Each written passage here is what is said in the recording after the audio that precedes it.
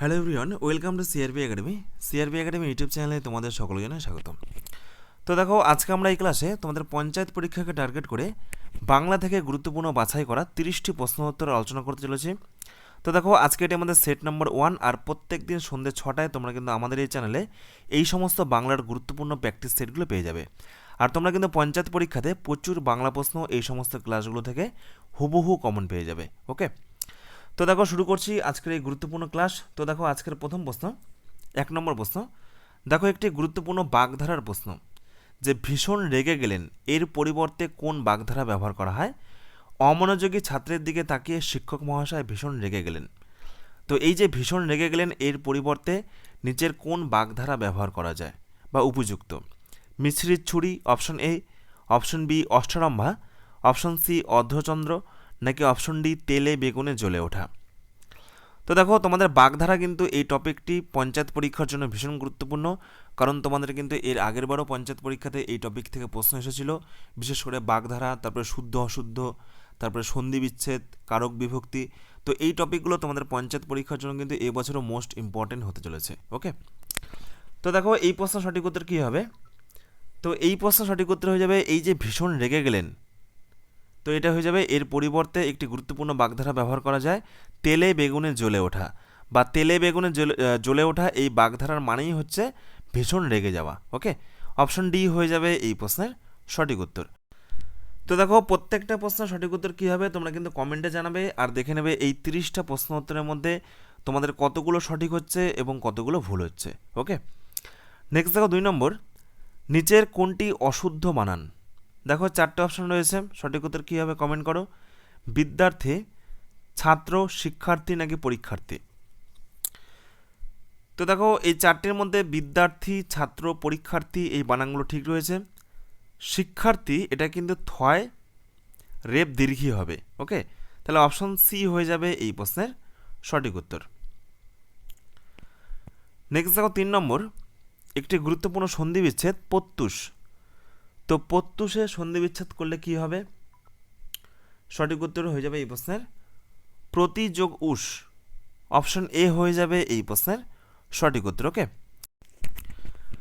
Friends, এরপর দেখো ছোট্ট একটি অ্যানাউন্সমেন্ট। আমাদের সিআরপি একাডেমি তত্ত্বাবধানে আগামী 20 মে থেকে শুরু হতে চলেছে পঞ্চায়েত ব্যাচ 2026। তো এই ব্যাচে কিন্তু এই যে বাংলার প্রত্যেকটা অধ্যায়, সন্ধি থেকে শুরু করে কারক বিভক্তি, সমাস, শুদ্ধ এবং অশুদ্ধ বানানবিধি, সন্ধি বিচ্ছেদ, এই প্রত্যেকটা টপিক ধরে ধরে তোমরা কিন্তু বাংলার বিষয়ের ক্লাস পেয়ে যাবে। তো এই ব্যাচে বাংলা, ইংরেজি, গণিত একদম বেসিক লেভেল থেকে করানো হবে, কারণ ইংরেজি এবং গণিতের কিন্তু অনেকেরই অসুবিধা রয়েছে। তারপরে জিকেটা করানো হবে, জিকের মধ্যে ইতিহাস, ভূগোল, বিজ্ঞান, সংবিধান, খেলাধুলা, কারেন্ট অ্যাফেয়ার্স প্রত্যেকটা বিষয় কিন্তু থাকবে।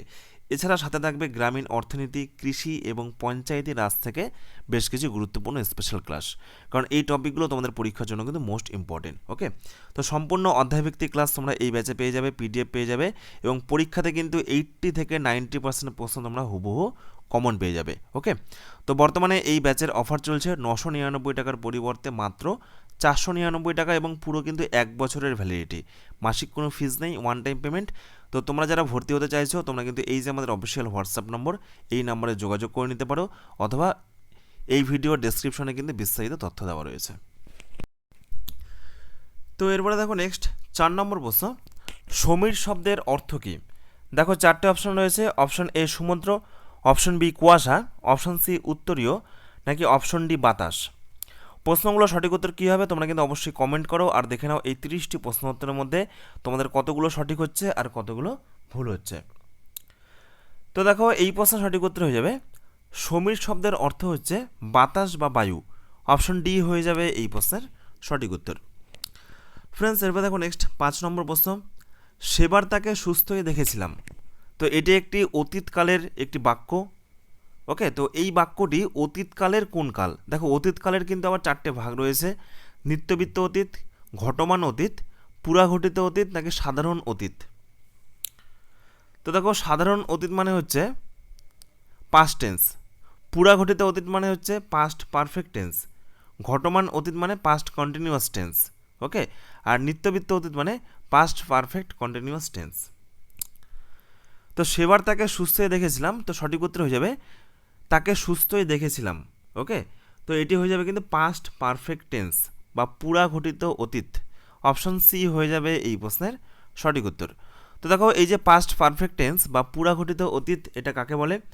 তার আগে তোমরা জেনে রাখবে যে ক্রিয়ার কালকে তিনটি ভাগে ভাগ করা হয়। একটা হচ্ছে প্রেজেন্ট টেন্স বা বর্তমান কাল, একটা হচ্ছে পাস্ট টেন্স বা অতীতকাল, একটা হচ্ছে ফিউচার টেন্স বা ভবিষ্যৎকাল। আর প্রত্যেকটা কালকে কিন্তু আবার চার ভাগে ভাগ করা হয়। তার মধ্যে অতীতকালকেও চার ভাগে ভাগ করা হয়: নিত্যবিত্ত অতীত, ঘটমান অতীত, পুরাঘটিত অতীত এবং সাধারণ অতীত। তো দেখো পুরাঘটিত অতীত বা পাস্ট পারফেক্ট টেন্স কাকে বলা হয়? তো পুরাঘটিত অতীত হলো এমন একটি কাল যা নির্দেশ করে যে কোনো কাজ অতীতে আরেকটি কাজ বা সময়ের অনেক আগেই শেষ হয়ে গিয়েছিল। সাধারণত অতীতে ঘটে যাওয়া দুটি কাজের মধ্যে যে কাজটি সম্পূর্ণ হয় সেটাই কিন্তু পুরাঘটিত অতীত এবং পরের কাজটি হয় সাধারণ অতীত। তার মানে কি, সেবার তাকে সুস্থই দেখেছিলাম, তার মানে কি সে সুস্থ ছিল। ওকে, তো সেবার তাকে সুস্থই দেখেছিলাম, অর্থাৎ এটি কিন্তু একটি কাজ এবং এই কাজটা কিন্তু আগে সম্পূর্ণ হয়েছে। সুতরাং এটি হয়ে যাবে কিন্তু পুরাঘটিত অতীতের একটি উদাহরণ। ওকে, এবং তোমাদের কিন্তু খুব শীঘ্রই যে বাংলা ব্যাকরণের পঞ্চায়েত পরীক্ষার জন্য বাংলা ব্যাকরণের যে গুরুত্বপূর্ণ অধ্যায়গুলো, সেই অধ্যায়গুলোর উপর কিন্তু ক্লাস করিয়ে দেওয়া হবে। তো সেই ক্রিয়ার কাল যখন তোমাদেরকে করাবো, তো সেইখানে কিন্তু আমরা প্রত্যেকটা বিষয় পুরো বিস্তারিতভাবে জেনে নেব। ওকে, নেক্সট দেখো 6 নম্বর। তো এই টাইপের প্রশ্নগুলো কিন্তু পঞ্চায়েত পরীক্ষাতে খুব আসে, তোমাদের লাস্ট পরীক্ষাতেও এসেছিল পঞ্চায়েত পরীক্ষাতে, এবং এই বছরও তোমাদের কিন্তু পরীক্ষাতে আসার সম্ভাবনা প্রবল। শুদ্ধ এবং অশুদ্ধ এই যে বানান বিধিগুলো, তো এইগুলো কিন্তু পঞ্চায়েত পরীক্ষার জন্য মোস্ট ইম্পর্টেন্ট। তো দেখো নিচের কোনটি শুদ্ধ শব্দ? দেখো প্রশংসা, প্রশংসা কোন বানানটা সঠিক বানান? তো এই চারটে অপশন থেকে সঠিক উত্তর কী হবে কমেন্ট করো। তো দেখো প্রশংসা এর সঠিক বানান কিন্তু হয়ে যাবে তালবস্য। ওকে, দন্তেস্ব কিন্তু হবে না, এবং দন্তেশ্বয় আকার হবে। ওকে, পয়ের অফলা, তালবস্যয় অনেকস্বর, দন্তেশ্বয় আকার, এটাই কিন্তু অরিজিনাল বানান বা সঠিক বানান হয়ে যাবে। অপশন বি হয়ে যাবে সঠিক উত্তর। এবং শুদ্ধ এবং অশুদ্ধ তোমরা এটা কীভাবে নির্ণয় করবে, এর কিন্তু বেশ কিছু গুরুত্বপূর্ণ নিয়ম রয়েছে, তো সেগুলো আমরা কিন্তু তোমাদেরকে পরে করিয়ে দেবো। ওকে, নেক্সট দেখো 7 নম্বর। দার্জিলিং থেকে বন্ধুরা আসবে। তো এই যে দার্জিলিং, এই অংশটি কোন কারকে কোন বিভক্তি? তো দেখো কারক বিভক্তি থেকে একটি গুরুত্বপূর্ণ প্রশ্ন, এবং এগুলো তোমাদের কিন্তু অধ্যায় ধরে ধরে জানতে হবে। কারক বিভক্তি, সমাস, শুদ্ধ অশুদ্ধ, তারপর সন্ধি বিচ্ছেদ, এগুলো কিন্তু প্রত্যেকটা নিয়ম রয়েছে। তো এগুলো অধ্যায় ভিত্তিক না জানলে তোমাদের কিন্তু বেসিক ফাউন্ডেশনটা ক্লিয়ার হবে না। ওকে, তারপরে দেখে নাও এই যে দার্জিলিং, এই অংশটি কোন কারকে কোন বিভক্তি, আমি তোমাদেরকে একটু বুঝিয়ে দিচ্ছি। তো দেখো এই যে দার্জিলিং, এই দার্জিলিংটা হয়ে যাবে কিন্তু অপাদান কারক, অপাদান কারকে শূন্য বিভক্তি। তো কেন অপাদান কারক হবে? তো দেখো যখনই তোমাদের থেকে, হইতে, চেয়ে এই শব্দগুলো থাকবে, দেখো এখানে কি রয়েছে, দার্জিলিং থেকে। ওকে, দার্জিলিং থেকে, থেকে, হইতে, চেয়ে এই সমস্ত নিয়মগুলো রয়েছে। তো এই সমস্ত শব্দগুলো থাকলেই তোমরা কিন্তু সেটা অপাদান কারক করবে। ওকে, আর দেখো দার্জিলিং এটি একটি শব্দ, এর সঙ্গে কিন্তু কোনো বিভক্তি যুক্ত নেই, সুতরাং এটি হয়ে যাবে শূন্য বিভক্তি। ওকে, তো এটা যদি দার্জিলিং থেকে, এই থেকে কথাটি না হয়ে শুধু যদি হতো যে রাম দার্জিলিংয়ে বসবাস করে, তাহলে সেক্ষেত্রে কিন্তু দার্জিলিং একটা জায়গার নাম হতো। সুতরাং সেক্ষেত্রে দার্জিলিংটা হয়ে যেত কিন্তু অধিকরণ কারক, কারণ স্থান, কাল, পাত্র এগুলো কিন্তু অধিকরণ কারক হয়। কিন্তু আবার যখন থেকে, হইতে, চেয়ে এই শব্দগুলো যুক্ত থাকে, তখন সেটা কিন্তু হয়ে যায় অপাদান কারক। ওকে, তো এই সমস্ত নিয়মগুলো কিন্তু রয়েছে কারক বিভক্তির। নেক্সট দেখো 8 নম্বর প্রশ্ন। গোসাই এই শব্দের লিঙ্গ পরিবর্তন কী হবে? তো দেখো গোসাই এটি একটি পুলিঙ্গ শব্দ, তো এটাকে স্ত্রীলিঙ্গে পরিবর্তন করলে কী হবে? সঠিক উত্তর হয়ে যাবে অপশন সি, মা গোসাই। ওকে, অপশন সি হয়ে যাবে এই প্রশ্নের সঠিক উত্তর। ফ্রেন্ডস, এরপর দেখো নেক্সট 9 নম্বর প্রশ্ন। বাকযন্ত্র ব্যবহার না করে কোনো কিছু পড়াকে কি বলা হয়? তো দেখো বাকযন্ত্র ব্যবহার না করলে কিন্তু সেই পড়ার কোনো আওয়াজ হবে না, সেটাকে বলা হয় মনে মনে পড়া, তাহলে সেটাকে বলা হচ্ছে নীরব পাঠ। ওকে, অপশন ডি হয়ে যাবে এই প্রশ্নের সঠিক উত্তর। তো তোমাদের এই বছর কিন্তু পঞ্চায়েত পরীক্ষায় এই টাইপের প্রশ্নগুলো কিন্তু আসার প্রবল সম্ভাবনা রয়েছে, কারণ এই সমস্ত অধ্যায়গুলো কিন্তু সিলেবাসে ইনক্লুড হতে চলেছে। ওকে, নেক্সট দেখো 10 নম্বর। বাংলা সাহিত্যের ইতিহাস থেকে একটি গুরুত্বপূর্ণ প্রশ্ন, যে বাংলা সাহিত্যের আদি নিদর্শন কোনটি? বিভিন্ন পরীক্ষাতে কিন্তু প্রচুরবার এই প্রশ্নটি এসেছে। শ্রীকৃষ্ণ কীর্তন কাব্য, নাকি চর্যাপদ, নাকি মঙ্গল কাব্য, না গীতাঞ্জলি? সঠিক উত্তর কী হবে কমেন্ট করো, আর দেখে নাও এই 30টি প্রশ্ন উত্তরের মধ্যে তোমাদের কতগুলো সঠিক হচ্ছে আর কতগুলো ভুল হচ্ছে। তো দেখো এই প্রশ্ন সঠিক উত্তর হয়ে যাবে বাংলা সাহিত্যের আদি নিদর্শন হলো চর্যাপদ। অপশন বি হয়ে যাবে এই প্রশ্নের সঠিক উত্তর। নেক্সট দেখো 11, রক্ষ কি ভক্ষক, তো এই বাক্যটি কোন জাতীয় বাক্য? দেখো বাক্য কিন্তু 3 প্রকার হয়, গঠন অনুসারে বাক্য 3 প্রকার হয়, একটা হচ্ছে সরল বাক্য, একটা জটিল বাক্য, একটা হচ্ছে তো দেখো এই 3টি বাক্য সম্পর্কে একবার দেখে নাও এদের বৈশিষ্ট্য কি রয়েছে। তো দেখো সরল বাক্য কাকে বলা হয়? যে বাক্যে একটি মাত্র কর্তা বা উদ্দেশ্য এবং একটি মাত্র বিধেয় থাকে তাকে বলা হচ্ছে সরল বাক্য। যেমন কি পাখিরা আকাশে ওড়ে, মানে একদম সহজ সরল। ওকে, তো এটাকে বলা হচ্ছে সরল বাক্য। তোমরা কিন্তু দেখে বুঝতে পারছো পাখিরা আকাশে ওড়ে, এখানে একটাই উদ্দেশ্য বা একটি মাত্র কর্তা এবং একটি মাত্র সমাপিকা ক্রিয়া বা বিধেয় রয়েছে। একদম সহজ সরল বাক্য এর গঠন, এটাই হচ্ছে সরল বাক্য। নেক্সট দেখো জটিল বাক্য। জটিল বাক্য বা মিশ্র বাক্য কোনটা? যে বাক্যে একটি প্রধান খণ্ডবাক্যের ওপর এক বা একাধিক আশ্রিত খণ্ডবাক্য নির্ভর করে। যেমন যিনি সৎ তিনি সুখী, যিনি তিনি দিয়ে শুরু হতে পারে, বা যেতে হতে পারে, বা যখন তখন হতে পারে। যখন আমি বাস স্ট্যান্ডে পৌঁছলাম তখন দেখলাম বাসটা ছেড়ে দিল। তো এই টাইপের বাক্যগুলো যখন তখন, যিনি তিনি, যে সে। ওকে, তো এই টাইপের বাক্যগুলো কিন্তু হয়ে যাবে জটিল বাক্য। হ্যাঁ, নামের মধ্যে তোমরা বুঝতে পারছো। আর যৌগিক বাক্য কি? যৌগিক মানে হচ্ছে দুটো বা দুইয়ের বেশি কি থাকবে, সরল বাক্য একসঙ্গে থাকবে বা জটিল বাক্য একসঙ্গে থাকবে, তখন তাকে বলা হচ্ছে যৌগিক বাক্য। এবং এই সমস্ত বাক্যগুলো কিন্তু মাঝখানে এবং, ও, কিন্তু, অথবা এগুলো অব্যয় দ্বারা কিন্তু যুক্ত হয়ে একটি পূর্ণাঙ্গ বাক্য গঠন করে।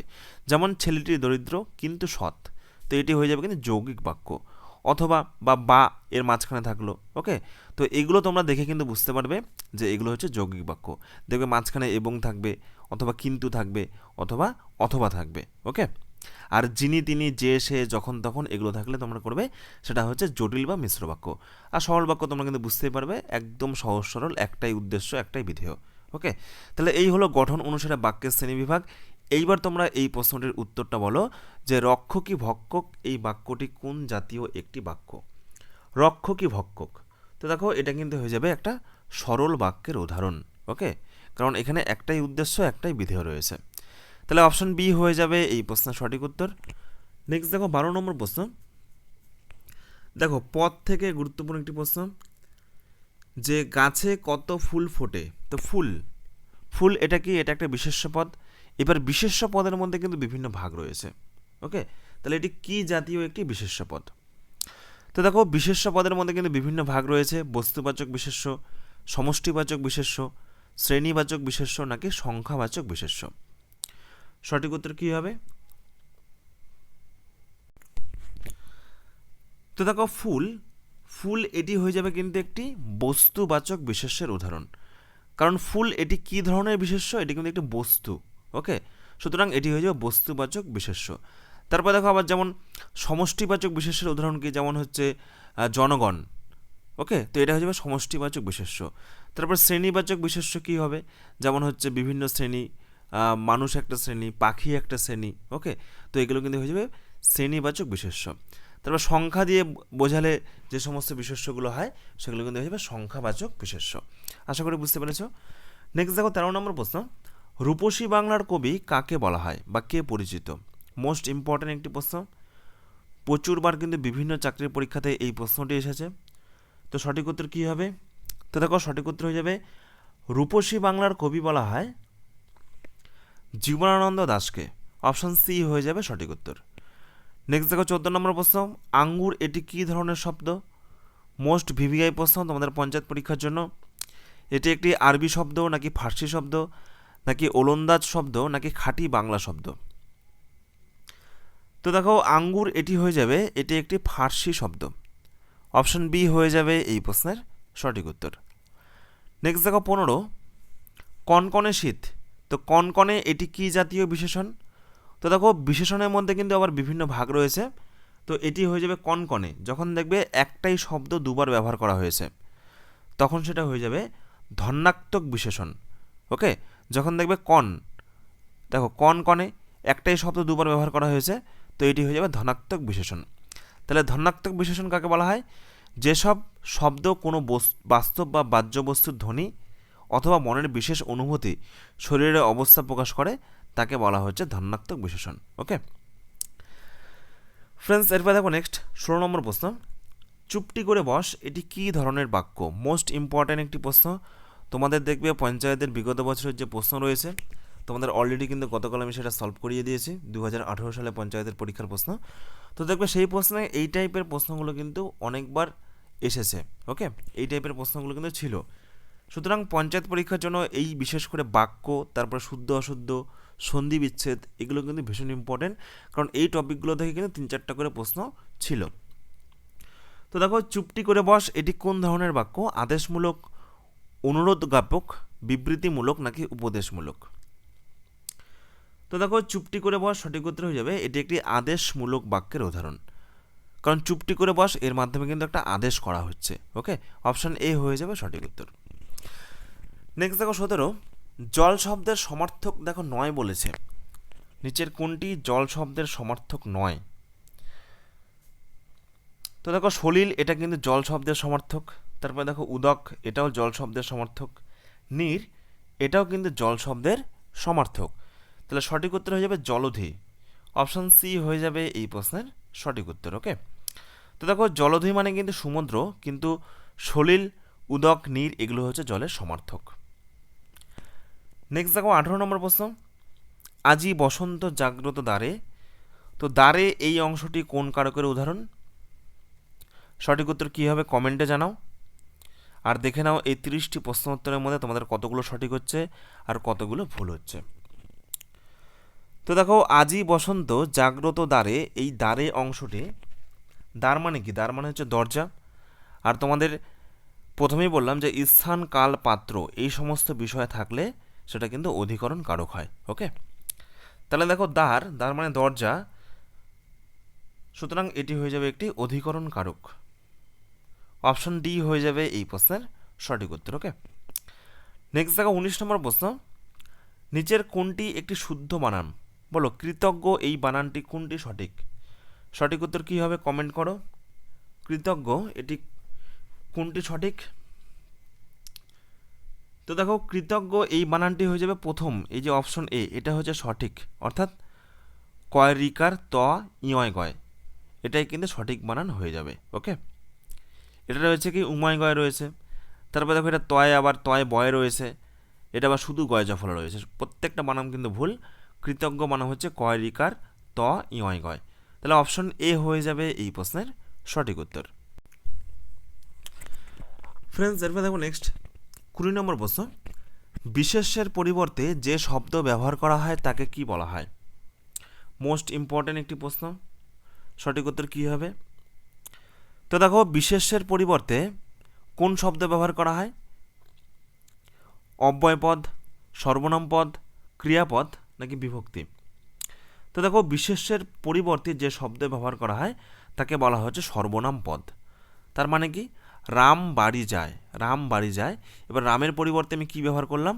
সে বাড়ি যায়, তাহলে সে এটা কিন্তু হয়ে যাবে সর্বনাম পদ। ওকে, তাহলে সর্বনাম পদের সংজ্ঞাই হলো বিশেষ্যের পরিবর্তে আমরা যে পদ ব্যবহার করি বা যে শব্দ ব্যবহার করি তাকে বলা হচ্ছে সর্বনাম পদ। নেক্সট দেখো 21 নম্বর প্রশ্ন, সন্ধি বিচ্ছেদ, এবং এই টাইপের প্রশ্নগুলো কিন্তু মোস্ট ইম্পর্টেন্ট প্রশ্ন তোমাদের পঞ্চায়েত পরীক্ষার জন্য। মুহুর্মুহ এই শব্দের সন্ধি বিচ্ছেদ কী হবে? 4টে অপশন থেকে সঠিক উত্তর কী হবে কমেন্ট করো। মুহুর্মুহ,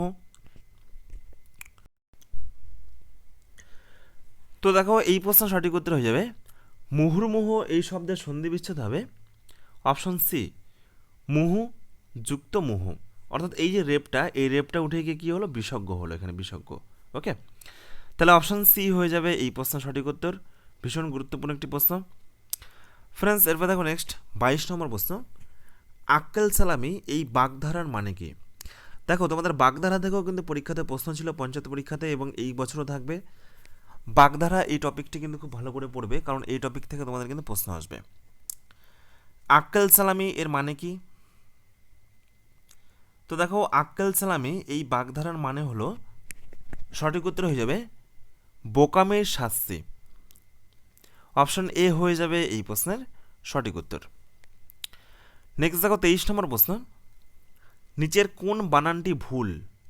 তো দেখো উচিত বানানটা ঠিক রয়েছে, কটূক্তি এই বানানটাও কিন্তু ঠিক রয়েছে, টয় দীর্ঘকার রয়েছে, ওকে, এটা মনে রাখবে, এটাও পরীক্ষাতে আসে। করণীয় এটা কিন্তু মধ্যের নয় দীর্ঘী রয়েছে, মধ্যের নয় দীর্ঘী, তো এই বিষয়গুলো কিন্তু ভালো করে ফোকাস করবে, ওকে। তো এটাও ঠিক আছে, তাহলে কটূক্তি, করণীয়, উচিত এই বানানগুলো ঠিক রয়েছে। নৃশংস এখানে দ্বন্দ্বের স হবে, এই বানানটা কিন্তু ভুল রয়েছে, ওকে। অপশন বি হয়ে যাবে এই প্রশ্নের সঠিক উত্তর। নেক্সট দেখো 24 নম্বর প্রশ্ন, আরেকটি গুরুত্বপূর্ণ সন্ধি বিচ্ছেদের প্রশ্ন। কিংবদন্তি, কিংবদন্তি এটা সন্ধি বিচ্ছেদ করলে কি হবে?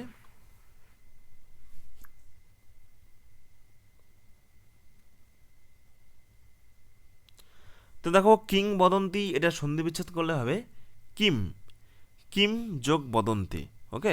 অপশন বি হয়ে যাবে এই প্রশ্নের সঠিক উত্তর। নেক্সট দেখো 25, তুষার শুভ্র এটি সঠিক ব্যাসবাক্য কোনটি? চারটির মধ্যে কোনটি সঠিক উত্তর হবে? তুষার শুভ্র। তো দেখো তুষার শুভ্র এটি হয়ে যাবে তুষারের ন্যায় শুভ্র, এবং এই প্রশ্নটিও কিন্তু ভীষণ গুরুত্বপূর্ণ প্রশ্ন, প্রচুরবার কিন্তু বিভিন্ন পরীক্ষাতে এসেছে। তো এটি হয়ে যাবে একটি কর্মধারায় সমাস, উপমান কর্মধারায় সমাস, ওকে। অপশন এ হয়ে যাবে এই প্রশ্নের সঠিক উত্তর। নেক্সট দেখো 26 নম্বর প্রশ্ন, যখন বৃষ্টি নামলো তখন আমরা ছাতা খুঁজতে শুরু করলাম। দেখো যখন তখন দিয়ে রয়েছে, তোমাদেরকে এখনই পড়ালাম যে এটা কোন বাক্য হবে। তো দেখো যখন তখন থাকলে, যখন তখন, যে সে, যারা তারা, যিনি তিনি, তো এগুলো যখন থাকবে তখন মনে রাখবে এটা হয়ে যাবে জটিল বাক্যের উদাহরণ, ওকে। অপশন বি হয়ে যাবে এই প্রশ্নের সঠিক উত্তর। তো এটা কিন্তু তোমরা মনে রাখবে, পারলে খাতায় নোট করে রাখবে যে সে, যারা তারা, যিনি তিনি, ওকে, যা তা, যখন তখন, যেটুকু সেটুকু, যেমন তেমন, যেহেতু সেহেতু, যদিও তবু, যদি তবে, যত তত, তো যখনই এই শব্দগুলো থাকবে তখন সেটা চোখ বন্ধ করে তোমরা জটিল বাক্য করে দেবে, ওকে। এটা কিন্তু একটা ট্রিক, তোমরা মনে রাখতে পারো বা খাতায় নোট করতে পারো, ওকে। নেক্সট দেখো 27 নম্বর প্রশ্ন, একটি বাক্য আহা কি আনন্দ আকাশে বাতাসে, তো এটি কোন ধরনের বাক্য? দেখো চারটে অপশন রয়েছে, বিবৃতিমূলক, নাকি আদেশসূচক, নাকি বিস্ময়বোধক, নাকি প্রশ্নবোধক। আহা কি আনন্দ আকাশে বাতাসে, তো দেখো এই প্রশ্ন সঠিক উত্তর হয়ে যাবে এটি একটি বিস্ময়বোধক বাক্যের উদাহরণ। অপশন সি হয়ে যাবে এই প্রশ্নের সঠিক উত্তর। নেক্সট দেখো 28 নম্বর প্রশ্ন, রাজপথ এটির ব্যাসবাক্য কোনটি? অর্থাৎ এটাকে সমাস করলে কি হবে? রাজপথ, তো রাজপথ এটি হয়ে যাবে পথের রাজা, এটি কিন্তু অনেকেই ভুল করে, এটিও ভীষণ গুরুত্বপূর্ণ একটি প্রশ্ন। তো রাজপথ এটার ব্যাসবাক্য সমাস করলে কি হবে? পথের রাজা, এবং এটি কিন্তু একটি তৎপুরুষ সমাসের উদাহরণ। তাহলে অপশন ডি হয়ে যাবে এই প্রশ্নের সঠিক উত্তর। ফ্রেন্ডস এরপর দেখো নেক্সট 29 নম্বর প্রশ্ন, গৌরচন্দ্রিকা এর অর্থ কী? গৌরচন্দ্রিকা এর অর্থ কী? চারটে অপশন থেকে কোনটি সঠিক উত্তর হবে? তো দেখো গৌরচন্দ্রিকা এর অর্থ হচ্ছে ভূমিকা, অপশন ডি হয়ে যাবে এই প্রশ্নের সঠিক উত্তর। নেক্সট দেখো 30 নম্বর প্রশ্ন, পথ পরিবর্তন করুন সমারোহণ, তো সমারোহণের পথ পরিবর্তন করলে কী হবে? সঠিক উত্তর হয়ে যাবে সমারূঢ়, ওকে। তো এগুলো কিন্তু মনে রাখবে, মুখস্থ করবে, অপশন সি হয়ে যাবে সঠিক উত্তর। এবং লাস্ট প্রশ্ন আজকের এই প্র্যাকটিস ক্লাসের, বাংলা কাব্যে অমিত্রাক্ষর ছন্দ এটি কে সৃষ্টি করেন? এই প্রশ্নটি কিন্তু পরীক্ষাতে প্রচুরবার এসেছে, যে অমিত্রাক্ষর ছন্দ এটি কে সৃষ্টি করেন। তো দেখো সঠিক উত্তর হয়ে যাবে বাংলা কাব্যে অমিত্রাক্ষর ছন্দ এটি সৃষ্টি করেন মাইকেল মধুসূদন দত্ত। অপশন সি হয়ে যাবে এই প্রশ্নের সঠিক উত্তর। তো এই হলো আজকের গুরুত্বপূর্ণ তোমাদের পঞ্চায়েত পরীক্ষার জন্য 31টি বাংলা প্রশ্ন উত্তর। তো তোমরা এই 31টি প্রশ্ন উত্তরের মধ্যে কে কত স্কোর করলে অবশ্যই কিন্তু কমেন্টে জানাবে।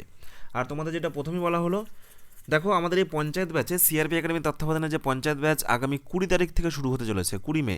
তো এই পঞ্চায়েত ব্যাচে তোমাদের কিন্তু পুরো 4টা বিষয় একদম টপিক ধরে ধরে করানো হবে। তো দেখো প্রথমে তোমাদের বাংলাটা করানো হবে, বাংলার মধ্যে এই প্রত্যেকটা টপিক সন্ধি বিচ্ছেদ থেকে শুরু করে কারক, সমাস, ওকে, তারপরে তোমাদের হচ্ছে শুদ্ধ অশুদ্ধ, প্রত্যেকটা বিষয় তোমাদের কিন্তু ধরে ধরে করানো হবে, সাহিত্যের ইতিহাস থেকে শুরু করে প্রত্যেকটা টপিক চ্যাপ্টার ধরে ধরে করানো হবে, চিন্তা করার কোনো কারণ নেই। তারপর দেখো তোমাদের ইংরেজি করানো হবে এবং গণিত এবং ইংরেজিটা একদম তোমাদের বেসিক লেভেল থেকে করানো হবে, কারণ ইংরেজি এবং গণিতের ক্ষেত্রে প্রচুর ছেলেমেয়ের কিন্তু অসুবিধা রয়েছে। তো একদম বেসিক লেভেল থেকে টপিক ধরে ধরে তোমাদেরকে বোঝানো হবে এবং জিকের মধ্যে কিন্তু প্রত্যেকটা পার্ট থাকবে, ইতিহাস, ভূগোল, সংবিধান, বিজ্ঞান, খেলাধুলা, কারেন্ট অ্যাফেয়ার্স, প্রত্যেকটা পার্টের কিন্তু অধ্যায়ভিত্তিক ক্লাস থাকবে। ওকে, এছাড়া সাথে তোমাদের গ্রামীণ অর্থনীতি, কৃষি, পঞ্চায়েতি রাজ থেকেও তোমাদের বেশ কিছু গুরুত্বপূর্ণ স্পেশাল ক্লাস থাকবে, কারণ এই টপিক থেকে কিন্তু এই বছর প্রশ্ন আসার সম্ভাবনা প্রবল। ওকে, সম্পূর্ণ অধ্যায়ভিত্তিক ক্লাস এবং নোট, প্রত্যেকটা ক্লাসের পিডিএফ তোমরা পেয়ে যাবে এবং পরীক্ষাতে তোমরা কিন্তু 80 থেকে 90% প্রশ্ন হুবহু কমন পেয়ে যাবে। ওকে, তো তোমাদের 6,500 নতুন বিজ্ঞপ্তি কিন্তু খুব শীঘ্রই প্রকাশিত হতে চলেছে, তোমাদের ফর্ম ফিল আপও কিন্তু খুব তাড়াতাড়ি শুরু হবে।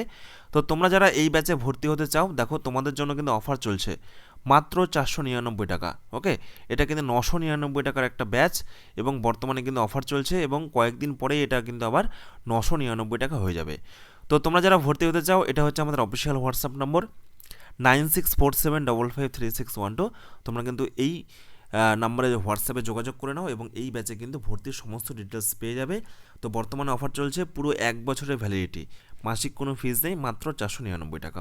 ওকে, অথবা ভিডিও ডেসক্রিপশনে তোমরা কিন্তু এই ব্যাচের বিস্তারিত তথ্য পেয়ে যাবে। আর তোমরা যারা এখনও পর্যন্ত আমাদের সিআরপি একাডেমির অফিসিয়াল এই টেলিগ্রাম গ্রুপটাতে যুক্ত হওনি, তোমরা কিন্তু অবশ্যই আমাদের এই গ্রুপটাতে যুক্ত হবে, কারণ দেখো অলরেডি 2 লক্ষের বেশি মেম্বার কিন্তু ফ্রিতে এই গ্রুপটাতে যুক্ত হয়েছে। কারণ এই গ্রুপে প্রতিনিয়ত তোমাদের পঞ্চায়েত পরীক্ষা সহ পুলিশ পরীক্ষা, বিভিন্ন পরীক্ষার জন্য ফ্রি পিডিএফ দেওয়া হয়। প্রত্যেক দিন তোমাদের কিন্তু প্রত্যেক দিন বিষয়ভিত্তিক মক টেস্ট নেওয়া হয়, এছাড়া প্রত্যেক সপ্তাহে তোমাদের কিন্তু ফুল মক টেস্ট নেওয়া হয়। ওকে, এখন তোমাদের পুলিশ পরীক্ষার জন্য মক টেস্ট নেওয়া হচ্ছে, কয়েকদিন পর তোমাদের কিন্তু পঞ্চায়েতের জন্য ফ্রি মক টেস্ট আমাদের এই টেলিগ্রাম গ্রুপে নেওয়া হবে। তো তোমরা এই টেলিগ্রাম গ্রুপে যুক্ত হয়ে যাও, টেলিগ্রামে গিয়ে সার্চ করো সিআরপি একাডেমি আর জয়েন বাটনে ক্লিক করে যুক্ত হয়ে যাও আমাদের এই টেলিগ্রাম গ্রুপে, অথবা টেলিগ্রামে যুক্ত হওয়ার লিঙ্কটাও আমি ভিডিও ডেসক্রিপশনে সবার প্রথমে দিয়ে রাখবো, সেখান থেকেও তোমরা কিন্তু যুক্ত হতে পারো। ওকে, ধন্যবাদ।